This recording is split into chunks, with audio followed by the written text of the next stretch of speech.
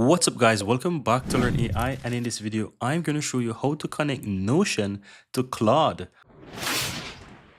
Once you're inside your Claude account, click your profile in the lower left hand side and go to settings, and then from this section here click on connectors. Now you will find browse connectors, so you can click on the browse connectors, and from here you will have the web section. So you have two sections, you have the desktop extension and you have the web extension, and you want to scroll down and find Notion because Notion will be under the web section. So you can scroll down and you can find ton, and here's for example Notion. You can click on that and you'll be able to connect your Notion to it, and it basically tells you what you'll be able to do once you have Notion connected. The only thing that it really requires is for you to upgrade your account, and so you want to upgrade to at least the pro version of Claude, and once you do that you'll be able to connect any application that you see there, and once you connect them you're able to basically work with those other applications in Claude directly, and that's it.